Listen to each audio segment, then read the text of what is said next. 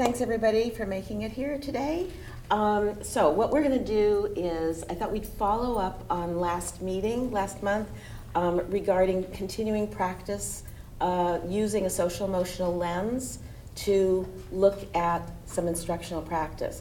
And Jolynn, you brought up such a great video at our last big faculty meeting, and we all agreed that that would be a great artifact to use today to analyze that.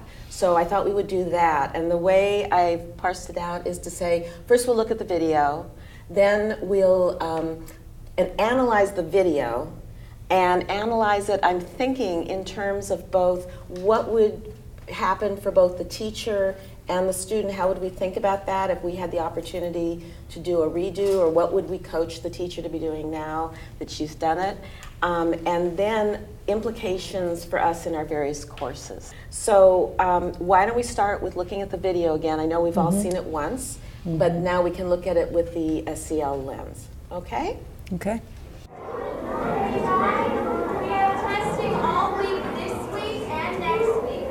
The tests are going to be hard, but that's all right because we're going to try really hard. Isn't that right, Cameron? Yes, Miss Peters. Okay, great. Everyone listen up. So we're going to want to work all weekend from the answer, the information, the story, okay? Got that?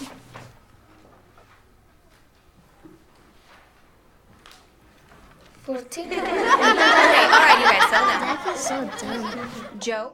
So why don't we just talk about it, see what you're thinking of. I know, Patty, you were saying something to me as it was as we were watching it. Do you want to start with that? And then I'd like to get your reactions to it. And again, we want to think about in terms of the 5 dimensions, because what we're trying to do is see if we can develop our common language talking about SEL, so that we'll all go to our classes doing the same thing with the students. So, do you want to start? Well, I was just whispering to you as well as thinking about, I mean, it's a troubling tape. It's a troubling tape. The teacher, I think I'm going to start with the teacher and the whole issue of her own self-awareness. I mean, I think there's some potential to work with that, perhaps particularly in supervision. She makes a huge error, and some of it could be prevented by different classroom structures, and some of it, she made the error. It's a done deal. How is she going to regroup, which I would call self-regulation, and there's no teacher that hasn't open their mouth and set up a situation like, can you explain that to a student who doesn't speak the language? Can you explain it in a language he does not yet speak? It's a big mistake, and Moises pays a price for it. And she's trying to work with that, and I think there's opportunities to talk about, we've all made those mistakes. How do we regroup, and how do we regroup in the best possible way for our kids? And you know, Bonnie, you had talked previously about this in dealing with student teachers, because they're making mistakes, and what she did was she got angry at another student, so she kind of took out her own feelings. I find that student teachers are just really overwhelmed with all the mixed emotions that come across when they are actually in a classroom. And they may plan it really well, or they think they have, but then they get there and they have frustration, they have pride, they have anxiety, they have, all these things going on, and I'm sure she recognized that she made a mistake. And student teachers just aren't always ready to think on their feet and do something about it right then. So if you were to do this with your class, maybe giving them practice, looking at a tape and saying what they would do would give them a chance to rehearse. It's such a good example of what happens so frequently in our schools, that we completely overlook the emotional fabric in the room on the teacher's part and the student's part. And then if we ignore it, it's popping up everywhere, like as though we have not made any preventative measures, to use a medical metaphor. And then all the time is spent putting out fires. And so I think it really speaks to giving our student teachers a chance to think about how they might feel when they need to introduce tests, like she did. There was, it was in a way like she put the pressure of herself on her students. And then, of course, they react to that. So, other thoughts about if you're using the SEL, like for the self-awareness, self-regulation on the part of the teacher, what would you talk about with your students, with your candidates? I think one thing I do in my class is I say, you know, I make mistakes when I'm teaching, and when you do, it's really easy to be angry and blame the kids. And it is self-talk I do with myself. It's like, don't go there, take a moment, think about where you want to go next. But that's taken years to develop well. Sometimes you fess up to the students, you say, it didn't work. You know what? We're going to try again tomorrow. Or you're on the spot and you don't know what to do. They've asked you a really difficult question. It's like, you know, I'm going to go home and think about that. It's a good question. And I really want to give it the thought it deserves. And you know, you can go back the next day and say, I made a mistake yesterday. Yep. And to the students, suddenly they say, hey, she's thinking about what happens during the day at home, you know, so that she can come the next day and say, you know, let's talk about this. And what you're both describing would be a way to model, the teacher to model metacognition over one's emotional state and how to manage it. And teaching both, you know, you're modeling in doing that.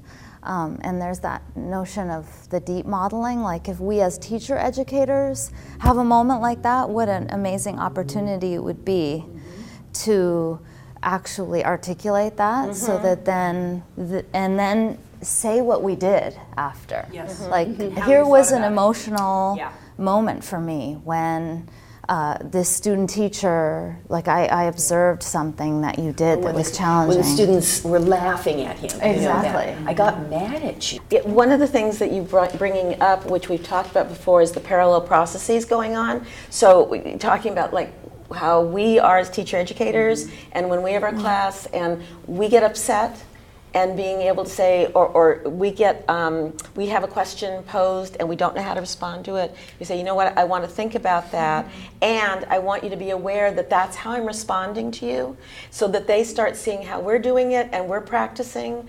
self-regulation, self-awareness, self-regulation, and then we're also modeling for them so that they get the idea that that is safe for them to do and appropriate for them to do with their students. So it keeps that process of the parallel thinking keeps coming up in our discussions, that we've got to be thinking about ourselves as well as what we're doing with our candidates. What about in this moment with, I'm kind of curious, David, what you're thinking with second language learner? Yeah, actually, I want to go back first to Patty's notion of just the teacher taking a moment. So in that context, I think that's fine, but we want the students to have something to do. So she could encourage them, talk to your partner and talk with each other about how you approached this problem. And so they could be talking about that. And meanwhile, she can be regrouping, figuring out what she's doing. The other thing I think that if I were a supervisor working with that candidate and I wanted to look at that moment, that would be one thing I would suggest. I would also have her consider having one of the other students translate for Moishus to explain his reasoning to the class. And then that way that can get it out there, because it's pretty obvious that for what, you know, he's just keeps repeating his answer over and over again, but that's not what she's looking for, but that's all he's saying at that point. All the students understand that you know, they're a learning community. They're going to offer suggestions, share their thinking. Everybody's going to make mistakes. You know, those aren't something that we laugh at. They're something we talk about and learn from. But really seeing themselves as a learning community, and so really building that foundation early on. And then the other thing I think that's really key is the strategy of having shoulder buddies, having turn and talk partners. Various names are used for that strategy, but just really having them work together and doing that before you open it up for the whole class to say, okay, well, you know, when she just started out whole group, really giving them a chance to talk to each other before they go whole group. And that's another norm that if it's established early, is really something that they use all the time. And then if she does need to take a moment, then they're already used to talking to each other. So that's a very natural thing to do at that point. Moises was doing some of those things on his own in spite of That's the right. environment. Yeah. And he turned to his partner and was like, and asked her to clarify that word that was a false cognate. And she was able to give it to him, but she was like, oh, this is annoying, right? Yeah. As opposed to, blocks. Right, the blocks, right? Yeah. And so one of the things that I like what you're saying about how do we create, like what are the practices that we set in place and the norms that we set in place in order to create that environment that values process and problem solving and explaining your thinking. And one of it, just for me, what struck me as we watched this was just even the way that you pose the question. It was who has the answer. And so what you're showing in that place is you're privileging the answer as opposed to like, Dave, what you had suggested, if we slow down and say, turn and talk, you're signaling to everyone that it's the process. It's about getting there and meaning making together. And that's what I want to hear, and that's the valued practice. And then that would then highlight all those really wonderful things that Moises was doing, how he was drawing from the resources that were available to him in the room, and was just really tenacious and really resourceful.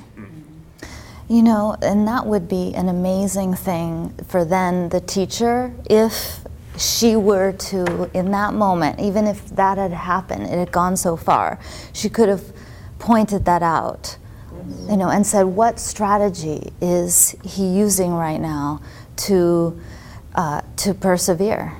What learning strategy? And then another one I was thinking, get excited here with the, right before the lesson began, when she's introducing testing, she could say, how might we receive someone next to us who asks us a question? How would it feel if I wondered and I didn't understand and I could ask someone near me? What happens if that person laughs at me? And then you give the students an opportunity right before every kind of experience like that to recall the kind of norms that David described are important. I want to pick up on it because you're all describing a social situation in which Moises says, the girl is a little annoyed when he asks, what do they mean about the blocks? The kids laugh at him when he says 40. He needs help, and he needs to be able to ask for help. And I think of those all as social norms, and exactly as you're saying, you teach them to your class. But I think there's another dynamic here that can be picked up on. Moises did it right. Moises knows how to do it. Moises solved the problem quite elegantly, quite simply. And I think there's many things the teacher could correct here, but another way to go is to simply point out publicly and specifically, what did Moises do? So you're not asking him to explain the process, you're taking all your power as the teacher and you're saying, and I wrote down and I had to study it and I had to think about it, I had to give myself some time. What did he do mathematically? But if I looked closely at his work, and she looks at his work, and I saw what he wrote, which is 3 is half, he wrote 3 equals 1/2 equals 6. And I think he was thinking 3 is a half of 6, so 20 is half of what? 40. That's elegant, that's simple, that's what mathematicians do. They look for simple patterns to solve problems efficiently, and that's what Moises did. And I think the teacher needs to say, Moises, when I look at your paper, I think I can see what you're thinking. 3 is half of 6, the way 20 is half of 40. That is a really smart way to solve the problem because it's so simple and elegant and efficient. Let me put on the board what Moises did, and let's all take a look at it. And you might even say, let's use Moises' strategy. What if I said 2 is half of 4, so 30 is half of what? Can you use Moises' strategy to solve that? Because that is a darn good math strategy. And you're raising his status in the group such that when he needs help, he's more likely to get it. It's the difference between teaching kids to be nice to each other and teaching kids to respect each other. And I think that's critical. Okay, well, it's interesting what you were just saying because it relates so clearly to the social awareness piece. If you look on the chart, it's empathy and awareness of strengths in self and others, and that's the status issues, and cultural competence, because here we are dealing with a second language learner and really trying to show that the other students, that he is equally competent, and in this case actually he knows more what's going on than the others do, and the perspective taking and reflective listening, because if the other student, I forget who suggested this, about having, I think Jolynn, you were the one who said having another student explain in English, like that he could share how he went about it, and that student could then translate. Now, I also want to say when you do that, you've got another opportunity to address a really important ability, which is being bilingual. And a student who can explain what Moises did is a student who can help the whole class understand it. And that's a really important ability. And personally, I think pointing that out to the other students, like Moises is on his way to becoming bilingual, and that is going to be a great achievement and going to be a great help to everybody else in this classroom and to others who may come into our classroom. Yeah, especially in that context, because it sounds like the school is in a place where they're sort of, if not openly hostile to students' native languages that aren't English. They're not trying to value them in any way. What else? It seems like he's new to the class, and it looks like there hasn't been any practice set up for welcoming a new person. Like there hasn't perhaps been a circle where, and I might need to ask my students, my student teachers, what will you do to welcome a new student? So that they feel part of the environment in a way where they can learn and take risks, and have them maybe think up a thought experiment that they would have their own students go through, like, how did you feel when you were new at somewhere? What did people do to welcome you that helped you feel part of the community? And then have them develop some practices to invite new students into their classroom. That's a great idea, because again, it's the idea of rehearsing with them so that when they're in the classroom, it's not a brand new situation that they've never even thought of before. Yeah, so one of the things that we address in the second language learners class related to new students is, particularly if it's someone like Moises whose English isn't as strong as his native language, making sure he has a buddy who has the same native language and can help translate for him when needed. So having that language buddy, we call them, set up, that's really helpful. And the buddy may not be that good at math, but he is at English. Yeah. So it's a win-win. Yes. If Moises tells him how to do the problem and he has to explain it to the class, then maybe he's learning it. Yeah, it's like that's a targeted great heterogeneous grouping with various strengths. Yeah. Next question is implications for our classes. And because we're trying to get this across, embedded in the content across our classes. So what do you see yourselves doing, whether it's in the field experience or literacy or math or classroom management or second language learners? Do you have ideas of what you might do next to bring it to your class so that we're building on what we learned here?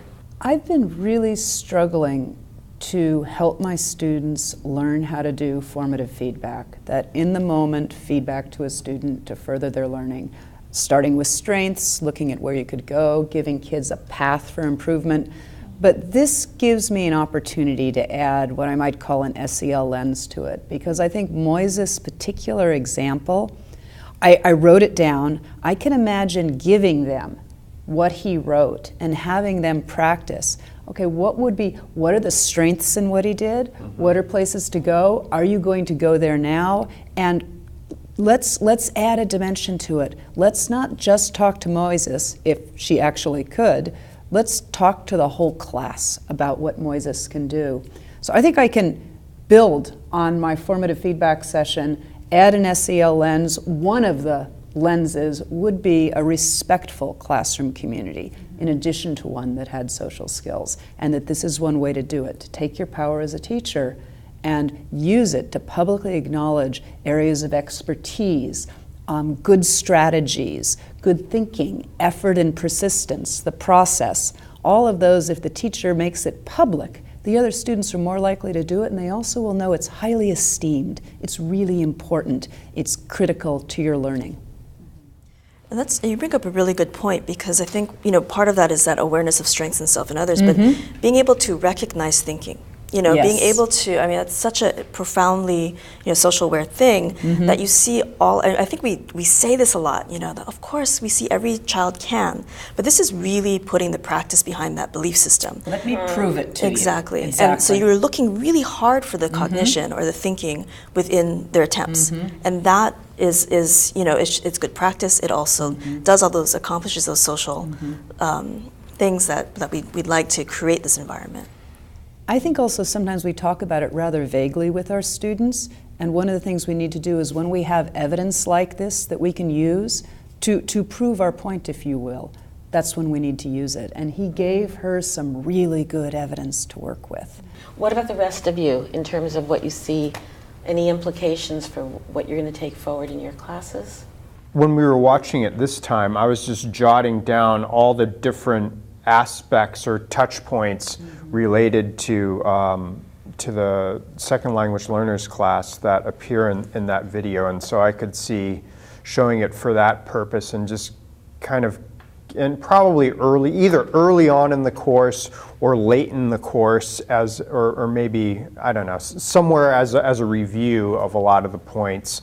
But then I think really if I were to take a focused look at it, it would be for the points that I mentioned earlier, just about creating the learning environment and for the shoulder buddy strategy. It is all about teaching teachers to create safe learning environments. So I would consider the implications of the video to be that in order to create effective learning environments, certain things need to be set up at the beginning of the year.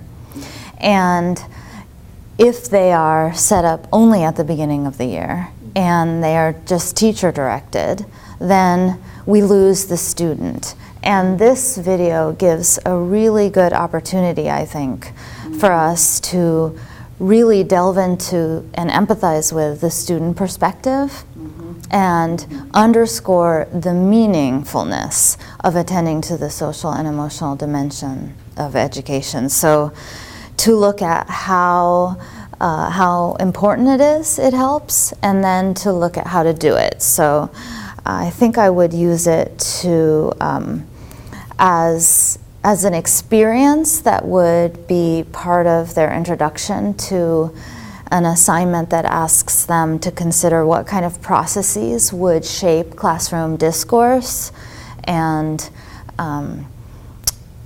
including questioning and all kinds of things that happen that actually are pretty high stakes. In my supervision class, I have the advantage of them going out and coming back to me. And we can talk directly about what is happening in the classroom. And at first, they have to be comfortable with their expressing their feelings that they've had in the classroom. I mean, the seminar needs to be a safe place first, and then they need to be able to relate the emotions that they're feeling, and maybe even just bring them back to class, and we can talk about how we can solve it, because they're not as good at the moment solving it. But I also, in something that you said, Patty, was I think it would be wonderful for them to look for students doing something well. And especially those that have lower status in the classroom for whatever reason, and that they can actually, because if you're going to give feedback to a student, it needs to be accurate, as you were saying, it needs to be true, and it needs to be timely. So if you have practice looking for those things, one of the problems that my students have is not being specific. in their feedback. They say, good job, good job, good job, you know, as they walk around the room. And if they could actually find a student doing something really valuable like that, math problem, you could really get a lot of mileage out of that. I often start by just saying, say what you see, and that will help you get specific. When you see something and you think, oh, that's good, I often don't know what to say, so I start by saying what I see. I see you wrote this. And then I know then where to follow go. it up with how valuable that is. Exactly. For their learning and for the class's learning. And You know, I feel like one more thing that this underscores for me is the importance of raising the silenced dialogue around teachers' emotional lives and helping perhaps to get them beyond that, what we know is just a 3 to 5 year attrition rate, because they would be perhaps set up better to recognize the challenges that they will face emotionally, and thus express that and in culturally various ways, and and then plan exactly. It's totally normal, and create the kind of environment between them that they might take into the field to collaborate in supportive ways of one another, where they don't need to compete over being perfect teacher, but they can actually process and support one another. Okay, so to finish the session, what I think would be helpful for all of us is to talk about, and I'm just going to ask each of you one after the other, what's one specific thing that you're taking away from this, an idea that you're taking away that you see putting into your classes appropriately, embedding it in your classes. So David, you're done? Well, I'll talk, you know, when I work with teacher candidates, I could see really having them try to become more aware of these dimensions in their day-to-day experiences in the classroom by just reflecting on, you know, how did the past week go for you when we meet seminar every week, right? How did the past week go for you? Is there a specific example that comes to mind that was challenging? And use these dimensions to look at that situation and see if you can identify an example of one of them, and think about how you might have addressed the situation a little bit differently. And that's a lot of, I think, what in my seminar anyway, we do. It's a lot of problem posing. I think you were talking about this earlier, Bonnie, just sort of group brainstorming. How might we address this if it came up in our classroom? And I think just that practice in and of itself addresses a lot of these dimensions, and it allows candidates to put them in the context of what they're experiencing in their placement classrooms.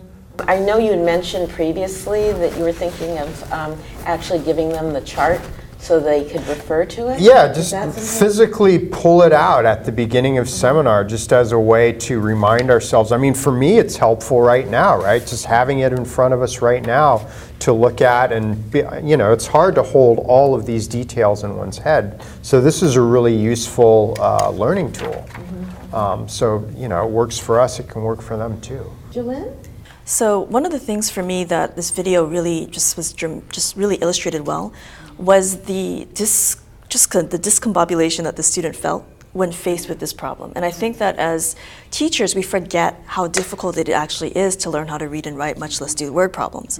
So what I want to do is I really want to think about how to put my candidates in the position of learners, and a place to put them in a place where they're reflecting upon their own learning and how their emotional states are you know, when they're learning something new or something that potentially might be frustrating or doesn't come easy to them. And I've had them do that in the past, where we do a writer's workshop where they actually write.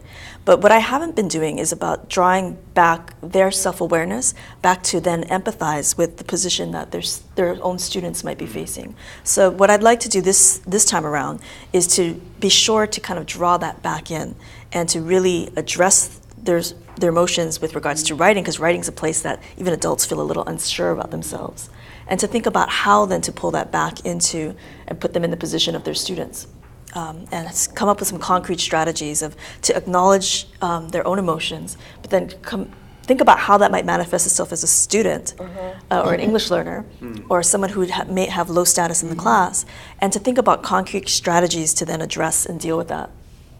So if in Jolene's class they're thinking of, she's preparing teachers to empathize with students' emotional state, in my class where I'm teaching teachers to create effective learning environments, I need to prepare them to think of what that would require for their own emotional state and how teachers' emotional states impact that environment. So what are ways that they could manage their emotions? And mindfulness, I think, would be an appropriate practice as one opportunity that I could both model and give teacher candidates an opportunity to practice as one dimension. Another could be reflective journaling over that dimension.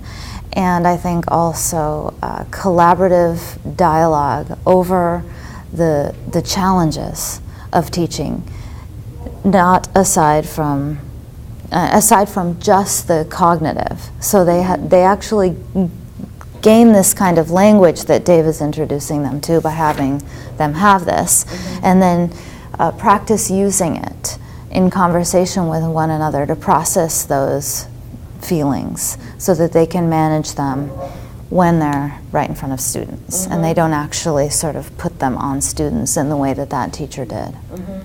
I was really intrigued by your comment, Jolene, when you were talking about having students empathize, having our candidates empathize with students when they are in a really stressful or a situation that makes them anxious. And I'm thinking about an activity I do in my class where they look at a very frightening story problem and they examine their emotional awareness and also how they talk themselves through it. And I'm thinking we should team teach such that we can talk about both math anxiety and talking your way through the numbers, but the other thing that scares them is that it's called a multi-step problem, and there's all these words. Indeed, when I did it with a student, she said, too many words.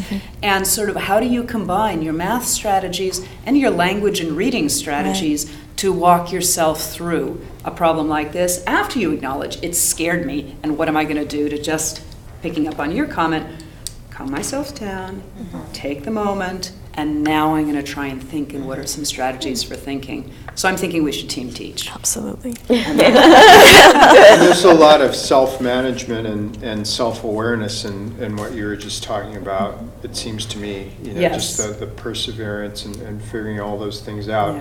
Yeah. Another thing that I'm realizing or reminding myself that this really brings up, and it was one of the things that I took down earlier, is just the whole assessment question related to this, because ostensibly it's a math problem, but there's so much language involved in the math problem.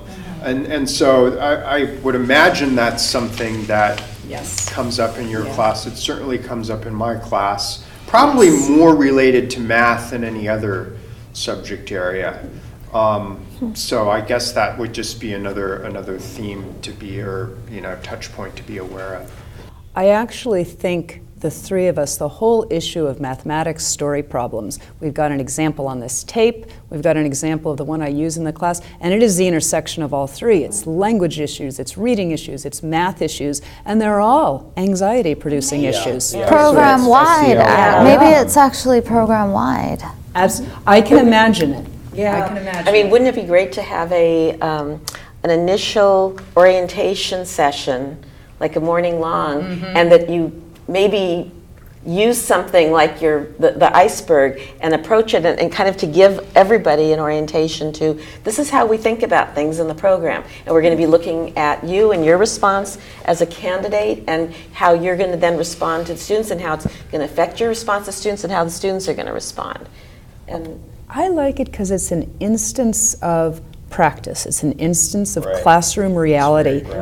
Exactly, and it's grounded, and it also shows, so often they're thinking, why do we take all these different classes? Well, we each bring a different lens to this instance of practice, but what a teacher has to do is very complex. You have to put all those lenses together. And I think when we acknowledge that among ourselves, we're acknowledging and giving room for, yes, it's hard, it's complex, it takes time to learn, you're going to make mistakes, because the work of teaching, that is the most cognitively demanding thing you will ever do. And we start out modeling it by saying, look at all the lens we use to examine this instance. That would be very interesting. And I just want to say, so often, I mean, I bring in work samples into my class of student work.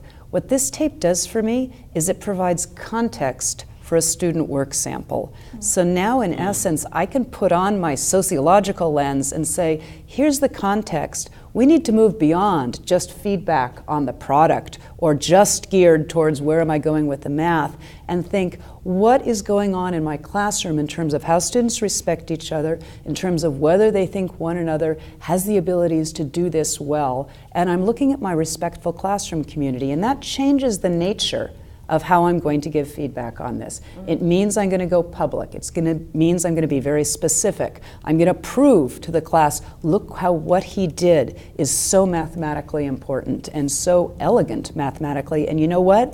He could teach it to you, and then using it as a teaching instance. So the video gives me context for actually doing more with a student work sample than simply giving it formative feedback.